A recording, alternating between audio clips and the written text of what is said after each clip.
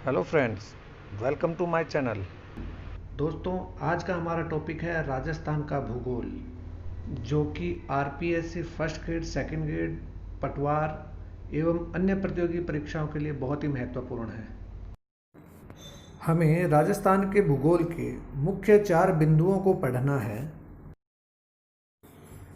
जिसमें पहला है राजस्थान की उत्पत्ति, दूसरा है राजस्थान की स्थिति, तीसरा है राजस्थान का विस्तार और चौथा है राजस्थान की आकृति और आकार, जिसमें हमने राजस्थान की उत्पत्ति का सिद्धांत पढ़ लिया था, जिसमें हमने ग्लोब के माध्यम से पैंजिया पैथालासा पढ़ा, वैगनर द्वारा विभाजित अंगारा लैंड एवं गोंडवाना लैंड पढ़ा। फिर हमने राजस्थान की उत्पत्ति में तैतीस सागर और गोंडवाना लैंड को पढ़ा। और आज के इस वीडियो में हम पढ़ेंगे राजस्थान की स्थिति,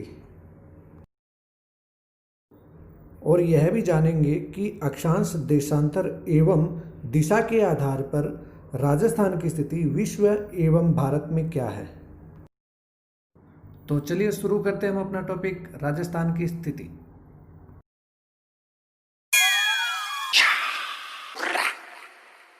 Make it move, make it groove. हमें राजस्थान की स्थिति की जानकारी दो प्रकार से प्राप्त होती है। पहला है वास्तविक और दूसरा है काल्पनिक। वास्तविक स्थिति का ज्ञान हमें धरातल के आधार पर दिशा एवं दूरी से होता है, और काल्पनिक स्थिति की जानकारी ग्लोब के आधार पर अक्षांश और देशांतर से होता है। अब हम जानेंगे कि ग्लोब में दिशा के आधार पर राजस्थान की स्थिति क्या है। ये देखिए, ये है ग्लोब। इस ग्लोब के मध्य एक रेखा गुजरती है जिसका नाम है भूमध्य रेखा, या आप इसे 0 डिग्री अक्षांश या विषुवत रेखा भी बोल सकते हैं। यह रेखा ग्लोब को दो भागों में विभाजित करती है। पहला है उत्तरी अक्षांश और दूसरा है दक्षिणी अक्षांश। अक्षांशों का प्रयोग दो स्थानों के मध्य दूरी ज्ञात करने के लिए किया जाता है। इसी प्रकार ग्लोब के मध्य एक लंबवत रेखा है जो 0 डिग्री देशांतर या फिर ग्रीनविच रेखा कहलाती है, और इसी रेखा से दो स्थानों के मध्य समय ज्ञात किया जाता है। यह रेखा ग्लोब को दो देशांतरों में विभाजित करती है, जिसे पहला है पूर्वी देशांतर और दूसरा है पश्चिमी देशांतर। अब हम दिशा, देशांतर एवं अक्षांश के आधार पर राजस्थान की स्थिति ज्ञात करेंगे।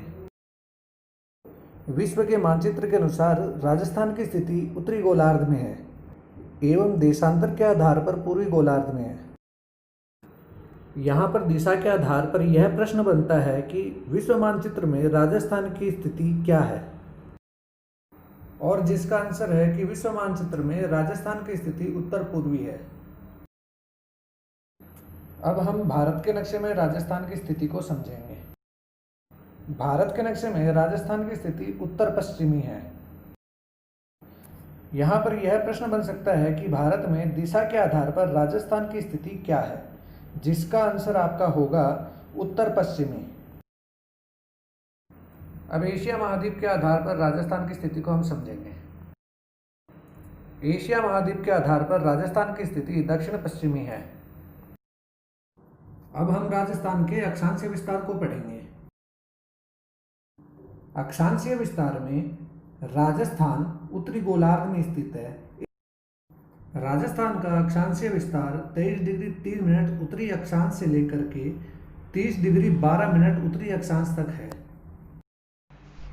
जिसको याद करने के लिए हमारी ट्रिक रहेगी 23 मार्च से 23 दिसंबर। और इन दोनों अक्षांशों के मध्य अंतर 60 डिग्री 9 मिनट अक्षांशों का है। यह रेखा बांसवाड़ा के बोरकुंड ग्राम से शुरू होती है, जो श्री गंगानगर के कोणा गांव में समाप्त होती है। इसकी लंबाई 826 किलोमीटर है। अगर 826 आपको याद नहीं रहता तो आप 8 - 2 = 6 बोल करके भी याद कर सकते हैं। अब राजस्थान का देशांतरीय विस्तार भी देखेंगे। देशांतरीय दृष्टि से राजस्थान पूर्वी गोलार्ध में स्थित है। यह रेखा जैसलमेर के कटरा गांव से शुरू होती है, जो धौलपुर के सिलाना गांव में जाके समाप्त होती है। राजस्थान का देशांतरीय विस्तार 69 डिग्री 30 मिनट पूर्वी देशांतर से 78 डिग्री 17 मिनट पूर्वी देशांतर तक स्थित है और इन दोनों देशांतर के मध्य 8 डिग्री 47 मिनट देशांतर का अंतर है। अब हम राजस्थान के सीमावर्ती राज्य एवं उन राज्यों से लगने वाले राजस्थान के जिलों के बारे में पढ़ेंगे, वो भी छोटी छोटी ट्रिकों के साथ। राजस्थान का क्षेत्रफल 3,42,239.74 है और स्थलीय सीमा 5,920 किलोमीटर है। आप राजस्थान की कुल स्थलीय सीमा को बहुत अच्छे से ट्रिक के साथ याद कर सकते हैं। इस साल कोरोना हुआ है, अगर कोरोना नहीं होता तो हमारा रीट का एग्ज़ाम हो जाता अब तक, और रीट के एग्ज़ाम में आप लोग इस एग्ज़ाम में कई लोग पास भी हो जाते। और आपको यह याद रखना है कि अगर आप पास हो जाते तो इस साल आप शिक्षक दिवस एक शिक्षक के रूप में मनाते। 5 सितंबर को आप शिक्षक दिवस मनाते यदि आप शिक्षक होते तो। ये कोरोना खा गया। राजस्थान की कुल स्थलीय सीमा में 4,850 किलोमीटर अंतर्राज्यीय सीमा है और 1,070 किलोमीटर अंतर्राष्ट्रीय सीमा है, जिसे हम रेड क्लिफ रेखा कहते हैं। राजस्थान के अंतर्राष्ट्रीय सीमा का प्रारंभ गंगानगर के हिंदूमल कोट से प्रारंभ होता है और बाड़मेर के शाहगढ़ में समाप्त होता है।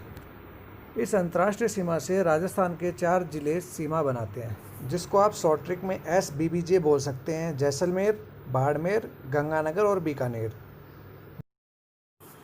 जैसलमेर से यह अंतर्राष्ट्रीय सीमा सबसे ज़्यादा 464 किलोमीटर सीमा बनाता है। उससे कम बाड़मेर से, उससे कम गंगानगर से और उससे कम बीकानेर से। बाड़मेर से 228 किलोमीटर, गंगानगर से 210 किलोमीटर और बीकानेर से 168 किलोमीटर सबसे कम सीमा रेखा बनाता है। राजस्थान से 5 राज्य सीमा रेखा बनाते हैं। पहला है पंजाब 89 किलोमीटर, दूसरा है हरियाणा 1262 किलोमीटर, तीसरा है उत्तर प्रदेश 877 किलोमीटर और चौथा है मध्य प्रदेश 1600 किलोमीटर, जो सबसे लंबी रेखा बनाता है, सीमा रेखा बनाता है, और पांचवा है गुजरात, जो 1022 किलोमीटर की सीमा रेखा बनाता है। अब हम पंजाब से लगने वाले राजस्थान के जिलों को ट्रिक से याद करेंगे।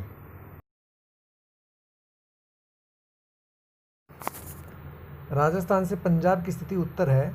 राजस्थान से पंजाब 89 किलोमीटर सीमा रेखा बनाता है, जिसमें श्री गंगानगर और हनुमानगढ़ ये 2 जिले लगते हैं।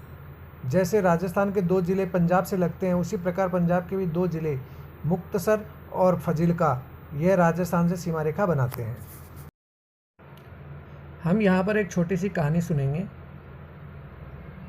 एक बार एक हबसी जानते होंगे आप सब लोग, जो सब कुछ खा जाता है, यहाँ तक कि जानवर, सांप, बिच्छू, इंसान सब लोगों को खा जाता है। वह एक बार राजस्थान में घुसने की कोशिश कर रहा था और सीमा रेखा के ऊपर खड़ा हो गया।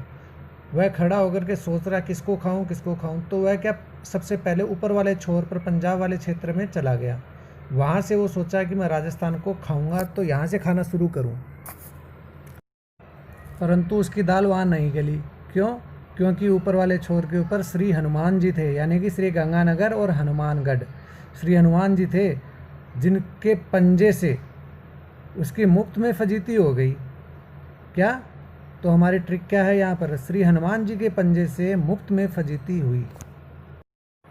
यहाँ मुफ्त का मतलब हुआ मुक्तसर और फजीती से हुआ फजिलका और पंजे से पंजाब।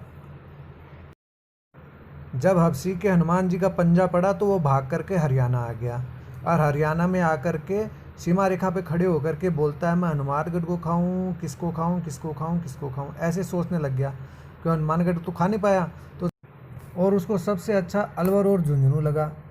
इतने में उधर से एक बाबा जाते हैं, वह हबसी को देखते और हबसी को बोलते हैं, हबसी ओ हबसी, तू चूज कर किसको खाएगा, अलवर को खाएगा या झुंझुनू को। तो अपनी ट्रिक यहाँ पर है, हबसी चूज कर अलवर खाएगा या झुंझुनू। यहाँ है से हनुमानगढ़ है, भै से भरतपुर, सी से सीकर, चू से चूरू, जय से जयपुर, अलवर से अलवर हो ही गया और झुंझुनू से झुंझुनू हुआ। यह हमारी हरियाणा की ट्रिक हुई।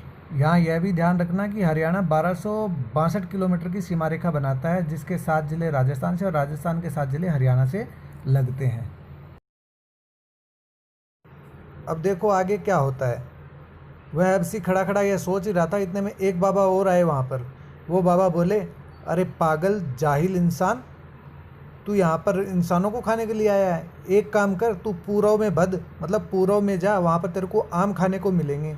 तो हमारी यहाँ पर जो ट्रिक है वह पूरव में बधो, मतलब पूरव में जाओ, बधो का मतलब बढ़ना होता है।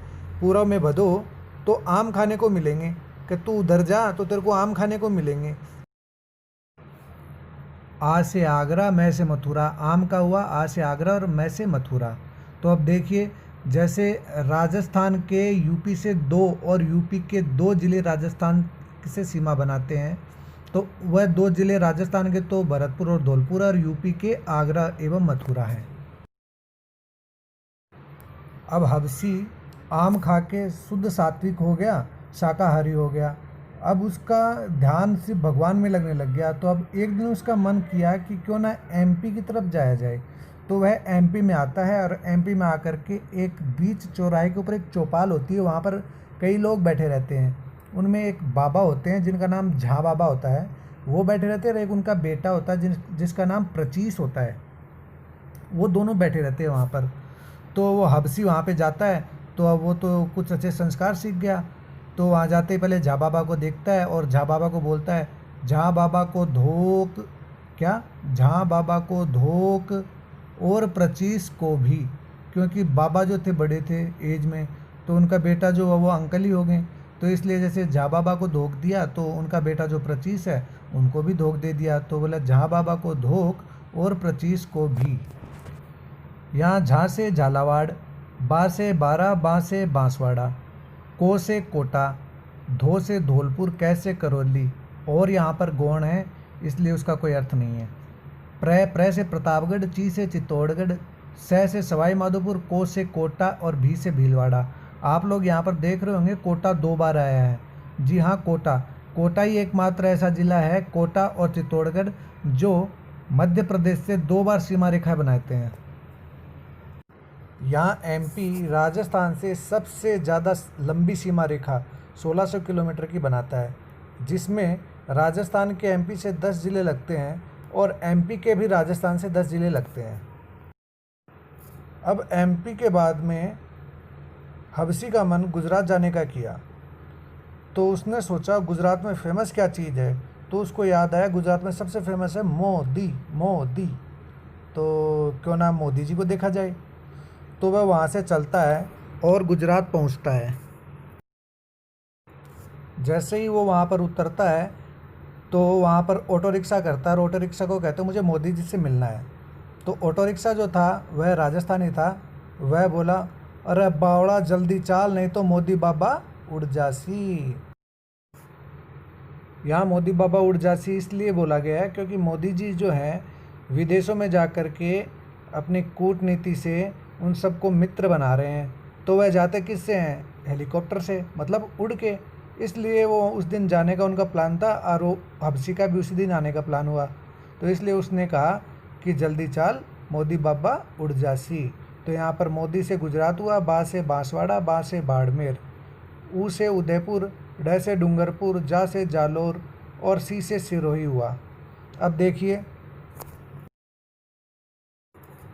गुजरात राजस्थान से 1022 किलोमीटर की सीमा रेखा बनाता है। राजस्थान के गुजरात से 6 ज़िले और गुजरात के राजस्थान से 6 ज़िले सीमा बनाते हैं आपस में। दोस्तों, आशा करता हूँ मेरे द्वारा बताई गई ये ट्रिक आप लोगों को रोचक और मज़ेदार लगी होगी। इसके द्वारा आप लोग हो सकता है जल्दी से जल्दी याद कर लें।